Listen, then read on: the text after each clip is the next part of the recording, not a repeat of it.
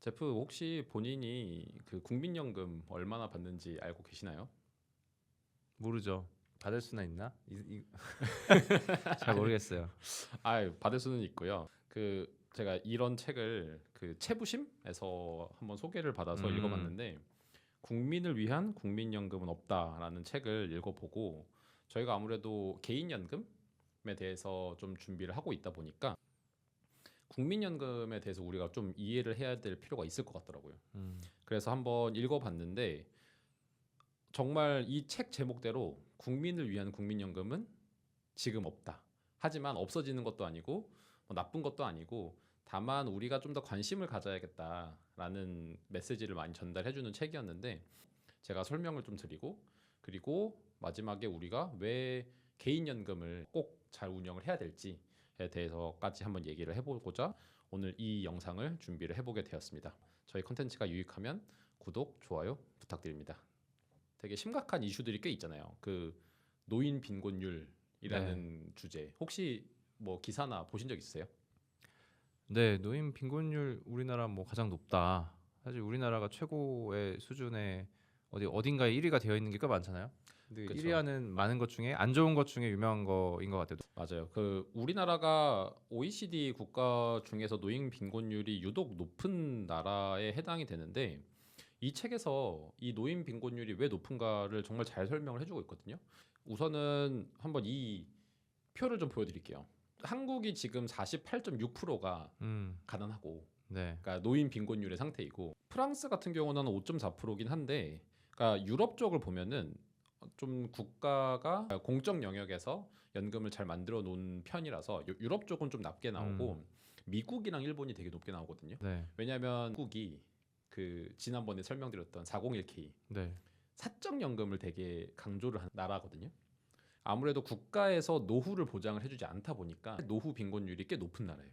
근데 여기에 보시면 아시겠지만 미국이 14.6%예요. 네. 한국은 지금 월등하게 높잖아요. 그렇죠. 네.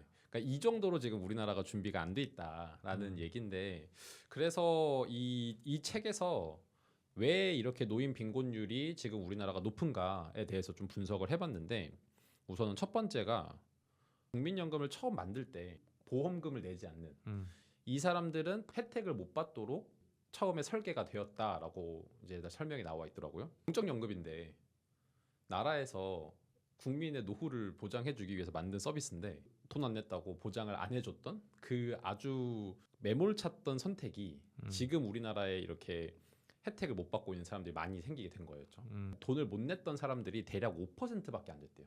음, 근데 그게 지금 눈덩이처럼 불어나 버린 거죠. 그리고 음, 두 번째는 이제 노인 빈곤율이 단순히 이런 설계 때문이 아니라 IMF 시기를 지나면서 이제 부모를 봉양하는 문화 자체가 사라졌다라고 음, 하더라고요. IMF를 기점으로 우리나라의 그 노동 유연화를 함과 동시에 이렇게 부모를 봉양하는 문화가 사라지면서 노인 빈곤율이 어쩔 수 없이 높아지는 상황이었다라고 이제 얘기를 해주더라고요. 음. 그런데 이게 단순히 과거 세대들의 얘기로만 들리세요? 이 노인 빈곤율이 발생하는 이유가 소득 대체율이 충분하지가 않다라는 거죠. 그러니까 네. 최소한 OECD에서는 60% 이상은 소득 대체율이 나와줘야 노후가 안전해진다. 그때 소득 대체율이 40년 이상 가입을 해야지만 40%가 나와요. 음. 그러니까 제프 지금 몇 년간 일하셨어요? 10년이 안 됐죠. 예, 근데 30년을 더 일을 해야 되는데, 네. 그러니까 한번 가정을 해보시면은 지금 다니는 회사에서 30년 더 있을 수 있을 것 같아요. 아니죠. 그러니까 의무 가입 기간이 지나고 음, 뭐 20년 가입을 하면은 20%밖에 지급을 안 해주고 26년을 가입을 하면은 26%밖에 대체가 안 되는 이런 음. 식으로 지금 설계가 되어 있어요. 그 우리 윗세대 선배들 진짜 45는 너무 빠르다고 하지만 50쯤에는 대부분 다 은퇴를 하시잖아요. 네, 많이 네. 그러시죠. 그분들이 진짜 빨리 시작해서 그러니까 25살에 음, 일을 시작했다라고 하면은 25년 정도 납입을 한 거거든요. 음, 그럼 소득 대체율이 25%밖에 안 되는 거예요. 음, 그러니까 그러면은 한 200만 원이 월급이었다라고 했을 때는 한 50만 원 정도밖에 안 나오는 거죠. 음, 네. 그럼에도 불구하고 수익률이 좋은 상품이긴 해요. 국민연금이. 그래서 이게 나쁘다라는 게 아니라 충분치가 않다라는 거를 이제 음, 계속 설명을 해주는 거고 두 번째로는 여전히 좀 사각지대에 있는 분들이 많다. 음, 그러니까 여기에서 나온 수치로는 1263만 명이 여전히 이 국민연금에 제대로 가입이 안 되어 있고, 그래서 이 사람들이 나중에 노후 한 60세, 65세 이후가 됐을 때 다시 국민연금을 못 받는 상황이 생긴다라고 하면은 노인 빈곤율이 그대로 유지될 가능성이 높다라는 게 이제 이 책에서 얘기를 하고 있는 거죠. 지금 노인 빈곤율의 문제가 지금 연금을 받고 있는 분들만의 문제가 아니라 우리의 문제가 될 수 있다라는 거를 강조하면서, 저는 개인적으로는 니네 국민연금에 되게 관심 많이 가져라 계속 말을 하고 있는 것 같더라고요. 관심을 가져라라고 하는 게 그거 같아요. 국민연금 뭐 개혁 이야기가 나오고 있긴 하지만 뭐 얘기가 나온 지만 수십 년, 뭐 10년 이렇게 얘기만 나오지 엄청난 변화는 없었잖아요. 근데 그 이유 중에 하나는 너네가 너무 관심 없었던 것도 사실이다. 우리가 관심이 없었던 것도 사실이다. 그럼 관심을 갖고 그다음부터 좀 더 많이 물어보고 요구하고 공약으로 막 더 요구하고 이런 것들이 필요하지 않을까 이런 생각이 드네요. 사실 우리가 관심을 가졌어야 되긴 하는데 이게 그렇잖아요. 뭐 30년 뒤, 40년 뒤에 일이라고 하면은 얼마나 크게 관심을 갖겠어요. 그리고 일 막 시작하면은 4대 보험 그냥 내라고 하니까 내는 거지.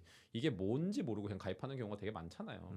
그런데 요새 언론에서 계속 무슨 기금이 고갈된다, 연금이 고갈되고 있다, 개혁을 해야 한다, 이런 식으로 계속 기사가 나오다 보니까 우리 젊은층 세대들에서 이 연금에 대한 불신이 굉장히 높아지고 있는 상황이라고 하더라고요. 이제 그래서 제가 이 불신하는 이유에 대해서 좀 가져와 봤거든요. 한 퍼센티지로 보면은 이게 국민연금을 그 신뢰하는지 여부를 보면은 불신한다가 75%가 나오더라고요. 그래서 이제 불신하는 이유들을 보면은 인구 감소로 인해 보험료를 계속 인상할 것 같아서, 그리고 노후에 받게 될 돈이 너무 적을 것 같아서 국민연금 고갈로 노후에 받지 못할까봐. 뭐 사실 결국에는 보험료랑 그리고 노후를 보장받지 못하고 우리의 의견이 반영되지 않고 있다라는 점, 이런 것들이 이제 국민연금의 불신도를 계속 높이는 상황인 건데, 그러니까 결국에는 여기에서 말하는 것처럼 못 받게 될까봐가 되게 큰 거잖아요. 그러니까 우리는 열심히 내놓고 나중에 못 받는 거 아니야? 그러니까 막 가끔 가다가 그런 얘기도 하지 않으세요, 회사에서? 아 그냥 국민연금 돌려달라 하고 싶어, 이런 얘기 한 사람 없나요? 아 있죠. 그쵸. 조금에 떼가는 거 싫으니까. 그러니까 적지가 않잖아요. 그러니까 9% 네. 정도 떼가니까. 그러니까 사실 내가 절반 내고 이제 고용주가 절반을 내는 형태로 되고는 있지만 그래도 적지 않은 돈이 들어가고 있으니까 그것마저도 내기 싫고 돌려받고 싶은데, 여기 국민연금 사이트에 들어가서 이 문구를 보면은 딱 말을 하고 있어요. 국민연금이 기금이 고갈되어도 국가에서 지급은 보장한다. 불신을 해야 될 이유가 없어요. 그러니까 어쨌든 우리가 낸 돈이 다 소진이 되고 결국에 우리가 받을 기금이 없다 하더라도 국가에서 어쨌든 줘야 돼요. 네. 무조건 재정을 활용을 해서. 근데 이게 아주 좋은 예시가 있거든요. 어떤 건지 혹시 아시나요? 국민연금 말고 뭐가 공무원이 받는 거. 공무원 연금이요? 네, 공무원 연금하고 사학연금. 이건 이미 국가 재정이 들어가고 있어요. 재정을 투입할 수 없다라고 하는데 이미 선례는 나와 있거든요. 그러니까 국민연금을 안 줄 방법은 없는 거예요. 나중에 진짜 기금이 없어지면은 결국에 GDP의 10%건 20%건 써서라도 지급을 해야 되는 상황이 오는 거죠. 그럼 그때는 이제 막 아까 소득 대체율 10% 20%로 낮출 수도 있겠죠. 뭐 그거는 그때 가서 봐야 돼 알겠지만, 던져주는 메시지는 불신하지 마라. 어쨌든 받을 수 있는 돈이다. 다만 우리가 계속 뭔가 불신을 하고 아, 야, 국민연금 없애자 이런 그 여론이 강해지면 정부 입장에서는 이게 좀 계륵 같으니까 그냥 없애버리지 뭐. 그냥 야, 국민들이 받기 싫다는데 이렇게도 결정이 내려질 수 있으니 자꾸 불신도를 높이면 안 된다. 믿고 내대 목소리를 내야 된다라는 게 핵심인 것 같아요. 국민연금 개혁해야 된다라고 하지만 실제로 안 되고는 있거든요. 뭐 국민연금 제대로 개혁된 사례 보신 적 있으신가요? 뭐 저도 이제 조금 관심을 갖고 찾아보다 보니까 이 개혁 국민연금 개혁에 대한 논의는 상당히 오랜 기간 동안 수차례 많이 이루어졌고 연구도 많이 됐고 해외 사례도 많고 케이스도 많고 그렇다는 걸 알게 됐어요. 그래서 결국에는 이게 뭔가 결정하고 여론이고 그냥 관심이고 그냥 결국 정치의 문제인 것 같다. 아, 이게 도대체 해답이 없습니다, 답이 없습니다, 참고할 데가 없어요, 방법이 없어요가 아니라 사람들이 별로 관심 없는데 나한테 당장 정치인들 입장에서 좀 이거 민감한 거 딴 사람이 하겠지, 그냥 이런 일종의 게으름 게으름이 아니었을까라는 생각이 많이 들더라고요. 이게 정치적 이슈도 있지만 보험금을 더 내야 되는 이슈들도 있고 하다 보니까 국민한테, 그러니까 이 국민연금 가입자한테 더 내세요라고 말을 못 하는 거예요. 지금 내고 있는 것보다 더 내라고 하면은 어떠세요? 사실 싫죠. 그렇죠. 네, 깎아줘도 모자랄 판에. 그러니까 그거잖아요. 그러니까 음. 어떤 정권에서도 그 얘기를 쉽게 못 꺼내는 거예요. 그래서 제가 알기로 2007년도에 그 유시민 장관 때 음. 소득 대체율을 좀 낮추는 형태로는 한번 개혁을 했던 것 같더라고요. 음. 그러니까 그게 이제 마지막 개혁이었고, 그런데 핵심은 그 무엇보다도 이게 어쨌든 개혁을 하자라고 공론화가 계속 진행이 되고 있잖아요. 그러니까 그러면은 이 국민연금을 받는 사람들이 논의를 해야 될 거 아니에요. 그러니까 저 같은 게 월급쟁이들이 가서 아유 그거 좀 나 소금 좀 더 못 내겠어요. 막 어떻게 좀 개선 방안 없어요? 국가가 조금 재정 지출 못 해요? 막 이런 얘기를 해야 되는데 그게 아니라 지금 이거 개혁을 해야 된다라고 해서 뭔가 위원회가 있고 거기에 지금 들어가 있는 사람들이 공무원하고 교수예요. 공무원 연금 받고 있고 네. 사학연금을 받고 있죠. 네. 그들에게 그 국민연금이 망가지든지 말든지는 큰 관심사가 아니라는 거죠. 그래서 사실 좀 더 제대로 된 개혁을 하기 위해서는 국민연금을 받는 국민들이 더 많이 들어가야 되는데 그게 지금 빠져 있어서 개혁이 지금 잘 안 되고 있다. 따라서 이해관계자들의 뜻이 제대로 반영이 안 되고 있어서 우선 개혁이 되게 힘든 부분도 있고, 그리고 정부 입장에서도 이거를 기업을 통제하는 용도로 좀 쓰고 있는데 만약에 우리 같은 사람들이 들어가서 수익률을 조금 더 높이면 되지 않아요? 이런 얘기를 하면은 되게 민감한 거예요. 왜냐하면은 우리 지금 국민연금 자금이 다 국내에 많이 투자가 되어 있는데 수익을 높이려면 어디에다 해야 되죠? 아 미국 가야죠. 네, 그런 얘기가 나오기 시작하면 민감한 거예요.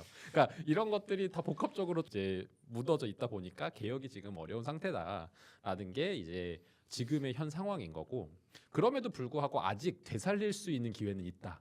그거를 제시를 하는 게 3.115 개혁이라는 거거든요. 이 3.115가 뭔지를 한번 설명을 드려보면은 우선은 어쩔 수 없으니까 3% 보험료는 인상을 해야 된다. 대신에 우리가 3% 인상을 했으니까 정부에서는 1% GDP 대비 1%의 재정을 투입을 해라. 다만 한 번에 1%를 갑자기 반영을 할 수 없으니까 점차적으로 늘리는 방법을 제시를 하고 있습니다.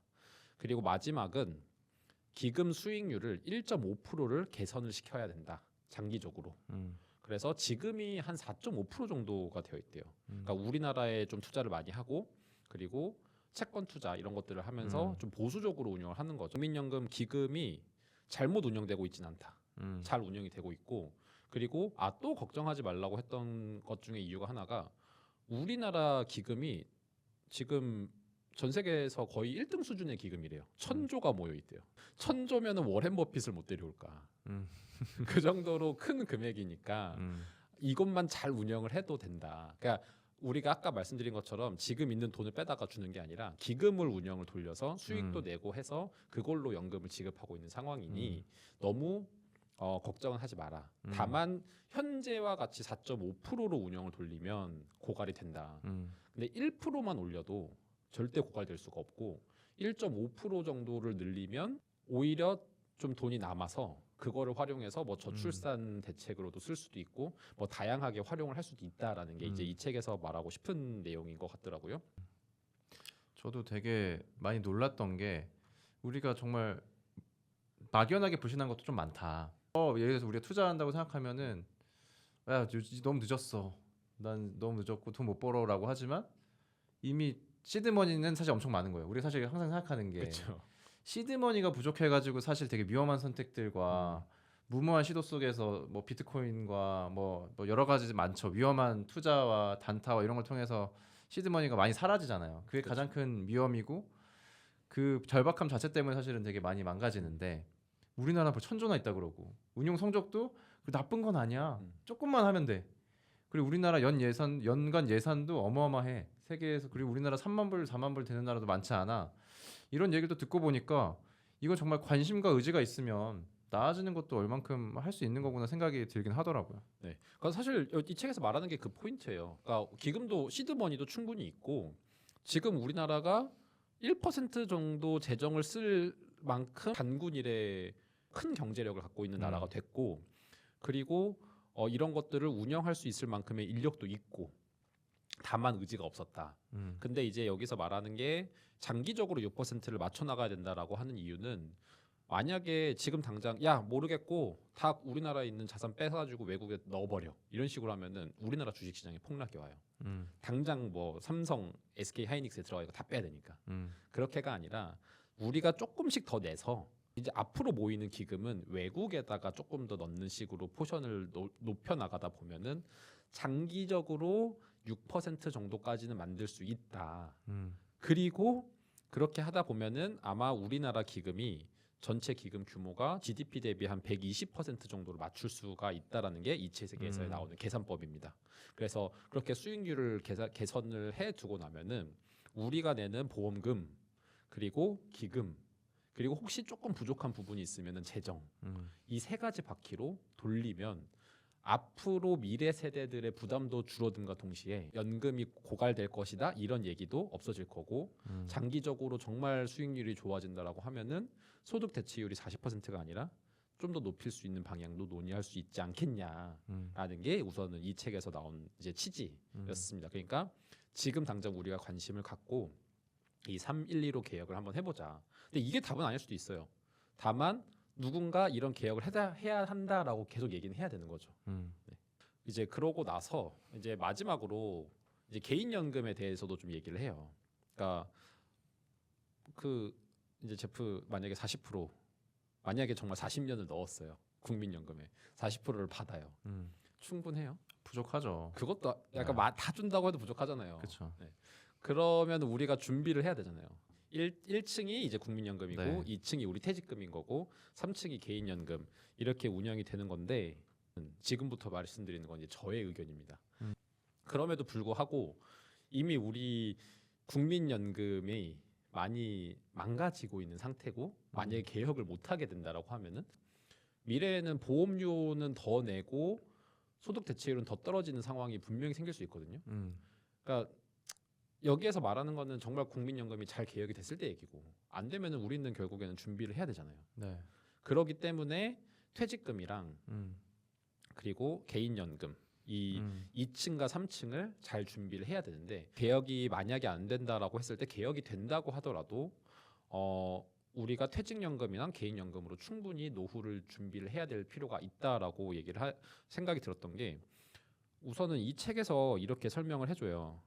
퇴직금에 대해 설명을 해주는데 1.33% 그러니까 한 달치 월급이 네. 1년에 쌓이고 있다라고 생각을 하시면 돼요.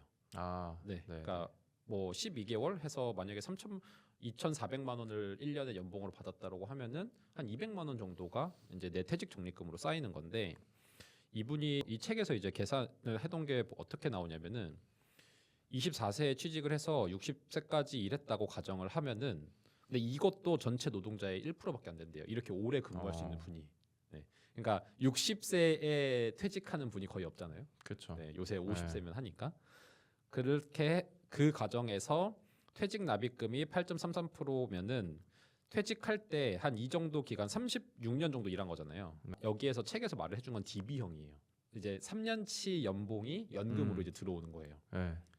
그러면은 이거를 3년치를 20년간 나눠 받는다라고 하면은 네. 소득 대체율이 15%예요. 네. 그러니까 여기 이분이 36년 넣었죠. 네. 그러면은 국민연금에서 소득 대체율이 36%가 나와요. 거기에 15%를 더 붙이면은 몇 프로죠?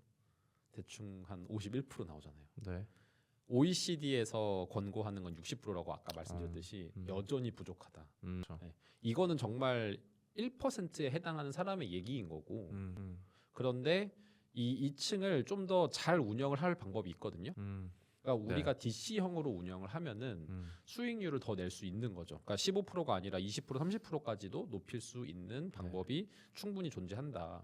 그래서 우리가 우선은 IRP를 충분히 잘 운영을 해야 된다라는 거고 그렇게 해서 IRP로 잘 운영을 해가지고 15%가 아니라 한 20%까지 끌어올리면은 그럼에도 불구하고 아직 조금 부족하잖아요.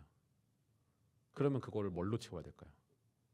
이제 개인 투자 이런 거 아닐까요? 그렇죠. 근데 개인 투자로만 하기는 조금 부족하니까 위험하니까 뭔가 개인 투자하면 막 주식에다 넣고 막 이렇게 할 것 같은데 그것보다는 우리나라에 좀 잘 되어 있는 사적연금이라고 하지만 연금저축, 그러니까 개인연금을 그렇죠. 활용을 해서 큰 돈을 넣을 필요는 없어요. 왜냐하면은 한 그래도 30년 넣으면은 국민연금에서 30%는 줄 거고 그리고 퇴직연금 잘 활용해서 그 퇴직금을 잘 활용해서 IRP를 운영을 한 다음에 한 20% 정도 만들어 놓으면은 50% 정도는 이제 소득 대체율이 나오고 있잖아요. 그러면 이제 10% 정도 만들면 되잖아요. 그럼 계산해 보면 대충 얼마인지 나올 거거든요. 그렇죠. 네. 그러니까 그 정도만 연금저축에 넣으면 되는 거예요. 네. 근데 지금 우리가 이런 것들을 아직도 너무 준비를 안 하고 있다. 이게 지금 핵심 문제가 될 거고 미래에는 큰 문제가 되겠죠. 우리가 이제 노후 세대가 됐다라고 할 때는. 그렇죠. 네. 사실은 막연하게 우리가 노후를 준비해야 되고 그러니까 노후에 사실 자금이 없으면 힘드니까라는 차원에서 준비를 했는데 전 이 책을 읽으면서 아 이거 생각보다 시간 많이 안 남았구나라는 걸 되게 뼈저리게 느꼈습니다. 그러니까 아직 제프는 안 읽었지만 네. 어떤 생각들이 좀 드세요? 저는 일단 가장 크게 느껴지는 건 이 국민연금 뭐 큰일 났다, 문제 있다. 이거 기사를 정말 많이 봤거든요. 네. 근데 이런 기사를 보면서 제가 어떻게 반응했는지를 좀 반추를 해보게 되는데 이랬던 것 같아요. 이게 언론사와 미디어의 의도였는지 모르겠지만 국민연금 잘 운영 안 되고 있어? 고갈되고 있어? 어떻게 안 낼 수 있나? 야, 우리 이제 미래에 어떡하냐? 어떻게 하지? 투자해야 된다는데 뭐 비트코인을 해야 돼? 어디가 요즘 어디 핫하대? 공모주 어디야? 이렇게 많은 사람들이 몰려가게 만들지 않았을까? 이게 말씀하신 대로 체계적으로 어떻게 보면은 국민연금의 시드머니가 1,000조짜리고 조금만 운영을 잘해도 내가 진짜 뭐 비트코인이나 어떤 뭐 누구 10배 벌었대 100배 벌었대 누가 파이어 했대라고 만드는 상황을 만드는 확률이랑 국민연금에 대한 관심을 바탕으로 해가지고 1%, 2% 올리는 거랑 두 가지의 확률을 비교해 보면 국민연금에 관심을 갖는 게 훨씬 더 합리적이고 리스크도 적은 선택이잖아요. 그렇죠. 근데 그런 방향으로 사람들이 유도가 되기보다는 미디어도 역할이 있는 것 같아요. 국민연금 문제 있어? 자, 여러분들 자 연금 보험으로 가세요. 여러분들 이제 투자 너희 좀 지금 주식 투자 만들어가지고 삼성 사세요. 여러분 10만 전자 갑니다. 한창 뜨거울 때 이제 그런 식으로 뭔가 금융에 대한 지식이 없는 사람들 입장에서는 자연스럽게 어떻게 보면은 투기성으로 몰아가게 되었을 수밖에 없지 않을까. 그렇죠. 그래서 그거 저도 사실 마찬가지로 그렇게 반응을 했었던 것 같고 그래서 결과적으로는 뭐 그런 것 같아요. 국민연금에 대한 문제 의식으로 인해서 이거를 바꾸고 더 나은 사회를 만드는 이야기로 가기보다는 각자 도생 그 방법은 진짜 위험한 투기 이런 것들로 좀 다 몰아가게 된 것 같다는 생각이 들고 저도 그랬던 것 같고 맞습니다. 무조건 내 얘기 아니야라고 보다는 국민연금에도 꼭 관심을 갖고 저는 저희 시청자분들께서 이 책을 꼭 한번 일독을 해보시면 좋겠다라고 말씀을 드리면서 퇴직연금이랑 개인연금에 꼭 관심을 갖고 적극적으로 운영을 하시면 좋겠다라는 취지에서 오늘 한번 책 리뷰를 준비해봤습니다. 네, 지호였습니다. 네, 제프였습니다.